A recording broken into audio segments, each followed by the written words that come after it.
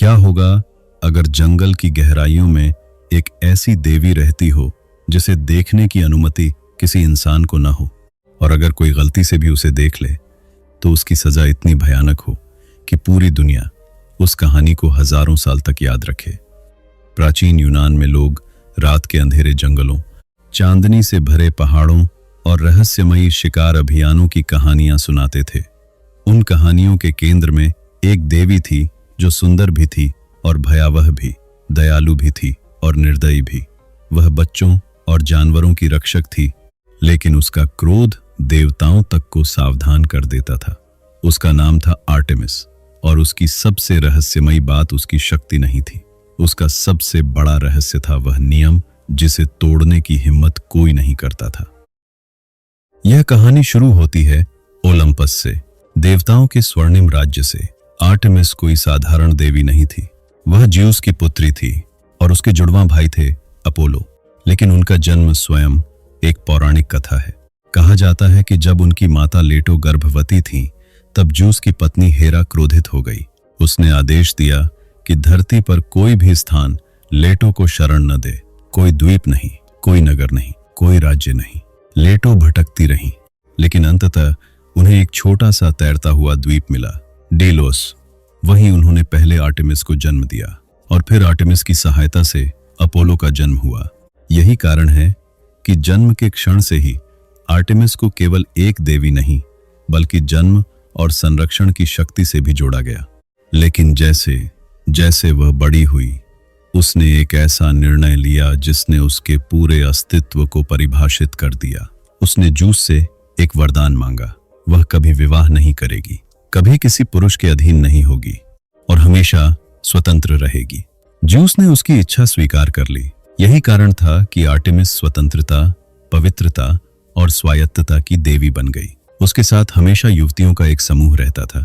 वे जंगलों में घूमती, शिकार करती और चंद्रमा की रोशनी में यात्रा करती।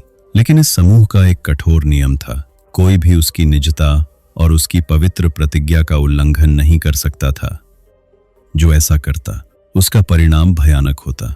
और यहीं से शुरू होती है वह कहानी जिसने आर्टेमिस को सबसे रहस्यमयी देवियों में से एक बना दिया।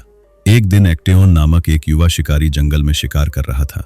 वह कुशल था, साहसी था और अपने क्षेत्र के सर्वश्रेष्ठ शिकारियों में गिना जाता था।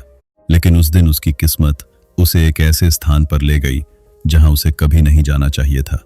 शिकार का पीछा करते हुए वह जंगल के भीतर एक छिपे हुए झरने तक पहुंच गया। वहां उसने एक दृश्य देखा जिसने उसका जीवन बदल दिया। वहां गर्मिल लाग रहे थे। आर्टेमिस और उसकी सहेलियां स्नान कर रही थीं। एक्टेओन ने जानबूझकर ऐसा नहीं किया था। वह केवल गलत समय पर गलत स्थान पर पहुंच गया था। लेकिन आर्टेमिस के लिए यह पर्याप्त था। उसने उसकी ओर देखा और उसके चेहरे पर क्रोध आ गया। कुछ कथाओं में कहा जाता है कि उसने झरने का पानी उस पर फेंका। अगले ही क्षण एक्टेओन का शरीर बदलने लगा। उसके हाथ खुरों में बदल गए, उसके सिर पर सींग उग आए और वह एक हिरण बन गया। लेकिन सबसे भयावह बात यह थी कि उसका मन अभी भी मानव का था। वह सब कुछ समझ सकता था। वह जानता था कि उसके साथ क्या हुआ है, लेकिन अब वह बोल नहीं सकता था। भागते हुए वह अपने ही शिकारी कुत्तों के सामने पहुंच गया। कुत्तों ने उसे पहचाना नहीं। उन्होंने उसका पीछा किया और अंततः उसी व्यक्ति को मार डाला जिसकी रक्षा के लिए उन्हें प्रशिक्षित किया गया था। यह कहानी पूरे यूनान में फैल गई और लोगों ने समझ लिया कि आर्टेमिस की सीमाओं का सम्मान करना आवश्यक है। लेकिन यह उसकी एकमात्र भयावह कथा नहीं थी। एक और कहानी उससे भी अधिक प्रसिद्ध है। एक दिन नियोबी नामक रानी अपने बच्चों पर गर्व कर रही थी। उसके 14 बच्चे थे और उसे लगता था कि वह सभी माताओं से श्रेष्ठ है। एक उत्सव के दौरान उसने दावा किया कि लोग लेटो की पूजा क्यों करते हैं, उसके तो केवल 2 बच्चे हैं जबकि मेरे 14 हैं। यह केवल घमंड नहीं था, यह आर्टेमिस और अपोलो की माता का अपमान था। जब यह बात जुड़वां देवताओं तक पहुंची तो वे क्रोधित हो गए। अपोलो ने नियोबी के पुत्रों को मार दिया और आर्टेमिस ने उसकी पुत्रियों को। कुछ ही समय में नियोबी का पूरा परिवार नष्ट हो गया। कहानी कहती है कि वह शोक में पत्थर बन गई और आज भी उसके पत्थर रूप से आंसू बहते हैं। यह कथा केवल प्रतिशोध की नहीं थी, यह यूनानी लोगों के लिए अहंकार के खतरे का प्रतीक बन गई। लेकिन आर्टेमिस केवल दंड देने वाली देवी नहीं थी, वह रक्षक भी थी, विशेष रूप से बच्चों, युवतियों और जंगली जानवरों की। जंगल उसका राज्य था हिरण उसके प्रिय जीव थे, भालू और अन्य वन्य प्राणी भी उससे जुड़े हुए थे। यदि कोई शिकारी आवश्यकता से अधिक हत्या करता तो कहा जाता था कि आर्टेमिस उससे नाराज हो सकती है। इस प्रकार वह प्रकृति के संतुलन की संरक्षक भी मानी जाती थी। लेकिन उसकी सबसे महत्वपूर्ण पहचान चंद्रमा से जुड़कर बनी। समय के साथ यूनानी लोगों ने उसे चंद्रमा की देवी के रूप में देखना शुरू किया। रात के आकाश में चमकता चंद्रमा उसकी उपस्थिति का प्रतीक माना जाने लगा। जब जंगलों पर चांदनी फैलती तो लोग कहते कि आर्टेमिस अपने शिकार पर निकली है। कल्पना कीजिए उस दृश्य की, घना जंगल, पूर्णिमा की रात, पेड़ों के बीच से छनकर आती चांदनी और कहीं दूर एक अदृश्य देवी अपने चांदी जैसे धनुष के साथ।